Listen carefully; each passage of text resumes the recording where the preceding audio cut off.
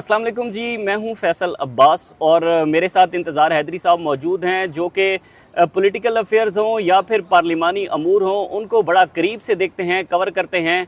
बहुत ख़बर है इस मौजूदा हुकूमत के घबराने के लिए। हुकूमत की जो मुश्किलात हैं आए रोज़ बढ़ ही रही हैं, लेकिन एक ऐसी खबर है कि जो खबर ये इस बात का तयन करती है कि हुकूमत जो है वो मुश्किल तक जो है वो अगस्त तक चल सकती है, क्योंकि पुराने सियासी हरीफों का आखिरकार आपस में बैठना इस बात पर तय हो चुका है कि हुकूमत के ख़िलाफ़ एक बड़ी तहरीक चलने जा रही है। इंतज़ार हैदरी साहब, क्या खबर है? बहुत बड़ी खबर दी है आपने, उसके बाद तो हम देख रहे हैं कि सोशल मीडिया के ऊपर तो बड़ा भूचाल बरपा है। देखें, बहुत शुक्रिया फैसल, आपने मौका दिया। ख़बर तो ये है जी कि इमरान ख़ान साहब और मौलाना फजल रहमान साहब दोनों हाथ मिलाने जा रहे हैं। अच्छा। और हमें अपने ज़राए से ये पता चला है कि मौलाना फजल रहमान, ज़ाहिर सी बात है, उनके ख़िलाफ़ जो ज़बान पीटीआई के जलसों में इस्तेमाल होती रही है, ख़ुद इमरान ख़ान साहब करते रहे हैं।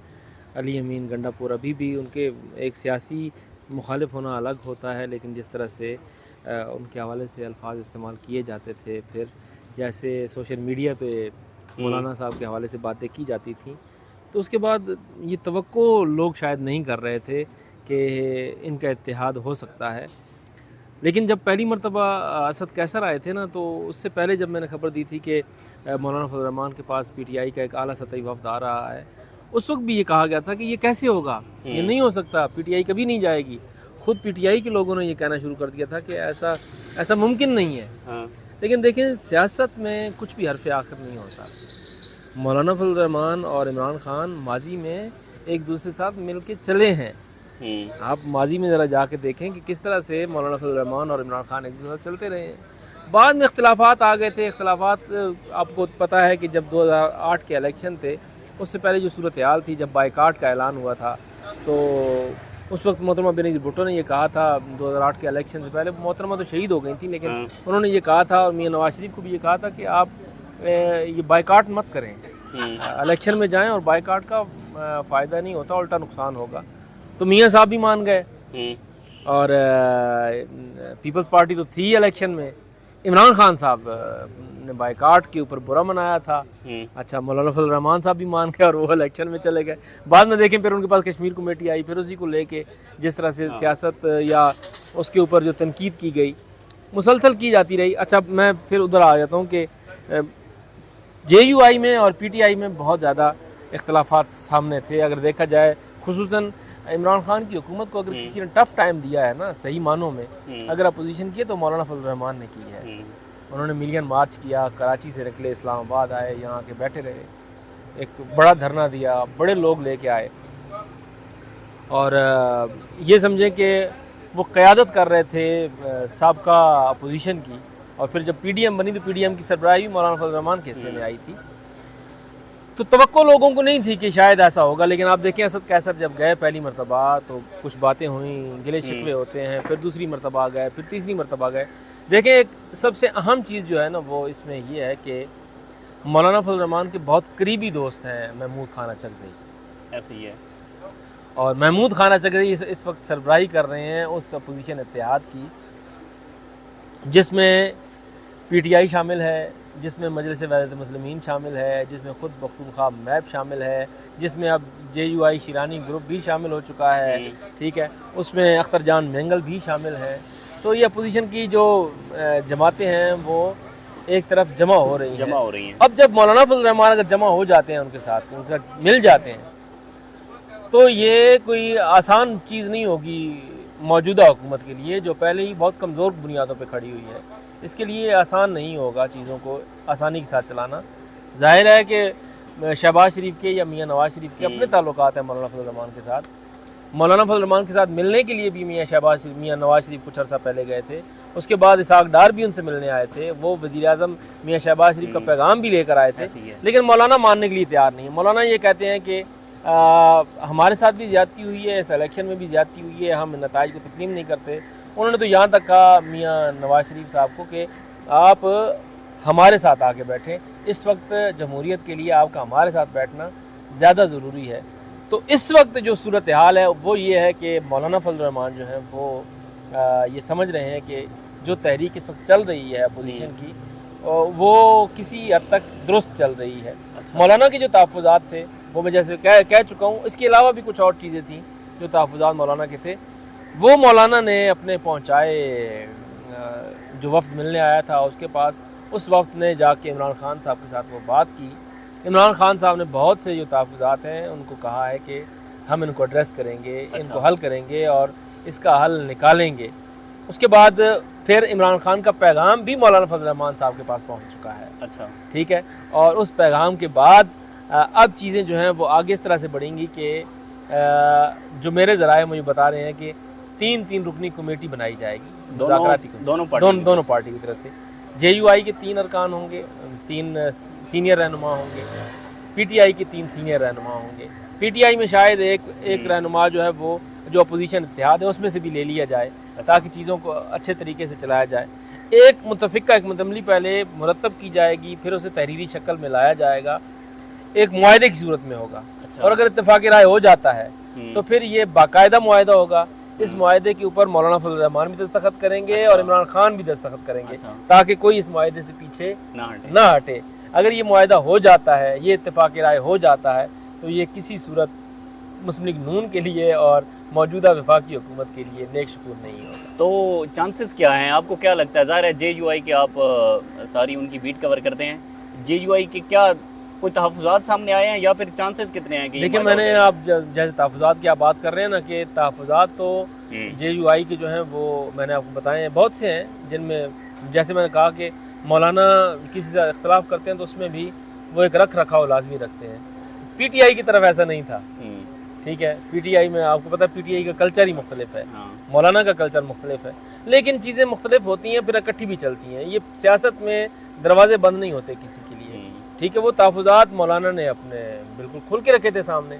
असद कैसर साहब का एक ताल्लुक़ रहा है मौलाना फजल रहमान के साथ। ठीक है, तो उन्होंने कहा है, फिर पख्तून भी हैं तो वो रिवायात भी हैं, वो उन्होंने याद कराई कि अगर आप इन बुनियादों पर आएंगे। फिर सबसे बड़ी बात पता है क्या है, इस वक्त जो प्लस पॉइंट है ना PTI के पास, वो है महमूद खान अचकज़ई। कि महमूद खान अचकज़ई वो शख्सियत है जिसके साथ मौलाना फजल रहमान एक अरसे के साथ जुड़े रहे हैं। देखिए, PDM में मौलाना फजल रहमान और अचकज़ई इकट्ठे बैठे रहे हैं, जुड़े रहे हैं। मुशर्रफ आमरीत के बाद भी अचकज़ई और मौलाना फजल रहमान का आपस में बहुत मरासिम रहे हैं। फिर 2008 के इलेक्शन में भी मौलाना और अचकज़ई में, हालांकि देखें वहाँ पे इलेक्शन एक दूसरे के मुकाबले में लड़ती है, JUI भी और पुख्तूनख्वा मैप भी मुकाबले में इलेक्शन लड़ती है। इलेक्शन लड़ना अलग है, ताल्लुक़ होना अलग है, अपने मौक़िफ़ पे रह के किसी की बात को तस्लीम करना अलग है। तो ये बहुत सी चीज़ें हैं, मौलाना हर जगह पे गुंजाइश निकालते हैं, लेकिन उस सूरत में कि दूसरी साइड से गुंजाइश निकल रही है। अगर PTI ने वाकई ये तय किया है कि वो गुंजाइश निकालेगी और मुआहदा होगा, तो फिर मौलाना फजल रहमान जो कमिटमेंट करेगा वो उसे पूरी कर देगा। अच्छा, ये तो वैसे बहुत बड़ी खबर है अगर मौलाना फजल रहमान इस पर कर लेते हैं। अच्छा, मुझे ये बताएं, एट द एंड के हुकूमत के लिए कितनी मुश्किलात होगा, कैसे मुश्किल होगा हुकूमत के लिए? मिसाल के तौर पर सारी जमातें आ जाती हैं, जैसा कि ये खबरें ज़ेरे गर्दिश हैं कि तहरीक इंसाफ जो है वो अगस्त में मार्च करने जा रही है। हुकूमत के लिए क्या टफ टाइम होगा? क्या देखिए, बहुत सी चीज़ें हो जाती हैं, बहुत से अवामिल होते हैं। ऐसा नहीं होता कि हुकूमतें फौरी तौर पर नहीं गिरती होती, गिरनी भी नहीं चाहिए। देखें, जब 2014 का धरना आया था ना, उस वक्त भी हम जैसे तालिब इल्म ये कहते थे कि धरनों से हुकूमतें नहीं गिरनी चाहिए। धरनों से हुकूमतें गिरेंगी, आपकी जो मईशत है पहले ही उसकी सूरत हाल ये है वो मज़ीद ख़राब होगी और उसका जो असर पड़ता है वो आम आदमी पर पड़ता है। तहरीक कामयाब कौन करता है? आम आदमी के मसाइल। अब इस हुकूमत के ऊपर सबसे बड़ा जो प्रेशर आएगा ना, सबसे बड़ा प्रेशर ये है कि ये अवामी मसाइल को एड्रेस कैसे करेगी, क्या कर सकती है या कर रही है। अभी कुछ दिन पहले की बात है, याद है ना आपको, मैंने खबर दी थी कि वज़ीर-ए-आज़म हाउस से जो है 15 रुपये पेट्रोल की कीमतों में कमी का फैसला होने जा रहा है, याद है ना आपको?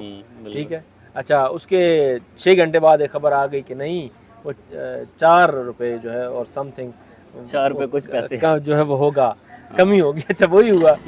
बाद में अगले रोज़ मुझसे हमारे एक सीनियर ने पूछा कि ये क्या था। मैंने कहा ये आप खुद समझ सकते हैं कि क्या था।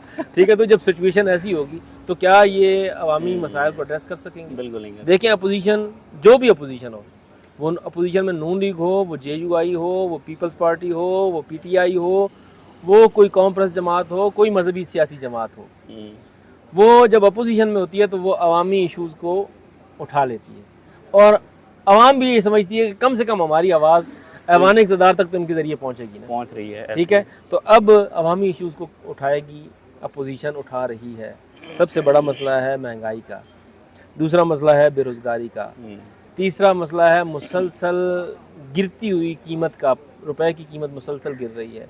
अब मार्केट में तो मुख्तलिफ खबरें गर्दिश कर रही थी ना कि IMF ने कहा है कि आप डॉलर को फ़लाँ रेट तक लेके जाएं, ठीक है। हुकूमत ने कहा फ़लाँ रेट तक नहीं लेके जा सकते, यहाँ तक ले आएंगे, ठीक है भाई। अब किसानों का सबसे बड़ा मसला है, ठीक है, वो उनकी गंदम नहीं बिक रही। हाँ, शहर में रहने वाले लोगों का मसला ये है कि उन्हें आटा सस्ता नहीं मिलता, ठीक है। ये बुनियादी चीज़ें हैं। अब दूसरी तरफ IMF की शराइत है, आप रोज़ाना की बुनियाद पर या हर एक हफ्ते की बुनियाद पर बिजली की कीमतों में इजाफा करते जा रहे हैं, 3 रुपये 4 रुपये यूनिट इजाफा होता जा रहा है। तो बताएं ऐसी सूरत हाल में जब एक भरपूर किस्म की एजिटेशन होगी, एक भरपूर किस्म के एक तहरीक चलेगी, एक जो बड़े सियासी रहनुमा हैं अगर सारे एक तरफ हो जाते हैं तो ये कोई नेक शगुन थोड़ी होगा हुकूमत के लिए। उसे बैक फुट पे जाना पड़ेगा, उसे नेगोशिएशन फिर हर सूरत में करनी पड़ेगी और जब उस वक्त वो नेगोशिएशन करेगी ना तो उस वक्त फिर उसे अपोजिशन की बातें ज़्यादा माननी पड़ेंगी, बजाय इसके कि आज अगर वो मौलाना को कोशिश करते हैं, कायल करते हैं कि आप ना जाएं उस तरफ। देखें रूल एंड डिवाइड की जो वो है बात, डिवाइड एंड रूल की जो बात है, तो उसमें होता तो ये है कि तकसीम कर दें। अब अगर वो इकट्ठे हो जाएं तो कैसे रूल करेंगे? ऐसे ही है, चीज़ें तो ऐसे चलती हैं ना। तो देखें इस हुकूमत के लिए, खुसूसन मुस्लिम लीग नून के लिए मुश्किल इसलिए बढ़ जाएगी, उसके अपने इत्यादी उसके मुखालिफ हुए खड़े हैं। आप देखें ना, मौलाना फजल रहमान किसके इत्यादी थे? महमूद खान अचकज़ई किसके इत्यादी थे? PDM के, इसी के इत्यादी थे ना। तो आज वो कहाँ खड़े हैं? चले PTI को तो आप अलग कर दें, PTI तो उनकी मुखालिफ जमात थी, लेकिन ये तो इत्यादी हैं। जो आपकी इत्यादी है पीपल्स पार्टी, इस वक्त वो कहाँ खड़ी है? वैसे कहाँ खड़ी है? जरा पीपल्स पार्टी के बारे में हमें बताएं ना, वहाँ पर बड़ी खबरें गर्दिश कर रही हैं। देखें पीपल्स पार्टी ने आईनी ओहदे लेने थे, ले लिए। अब वो ये कह रहे हैं कि हम हुकूमत की मुखालफत नहीं कर रहे, लेकिन हम अवामी इशूज़ को एड्रेस करेंगे। इसका मतलब क्या है? बहुत बहुत शुक्रिया इंतज़ार हैदरी साहब हमारे साथ मौजूद थे। ये आज हमारी एक्सक्लूसिव खबर थी इंतज़ार हैदरी साहब की, जो कि हमने समझा कि ज़रा कोर्ट से हटकर आपके साथ कुछ चीज़ें शेयर की जाएं। बहरहाल ये हुकूमत के लिए एक ख़तरे की घंटी है कि अगर अगस्त के अंदर मार्च होता है और सारी जो मुखालिफ सियासी जमातें हैं वो इकट्ठी हो जाती हैं तो फिर हुकूमत का मज़ीद चलना जो है वो बहुत मुश्किल हो सकता है। बहरहाल जो भी तफसीलात होंगी आपके साथ शेयर करते रहेंगे। हमें इजाज़त दीजिए, अल्लाह हाफ़िज़।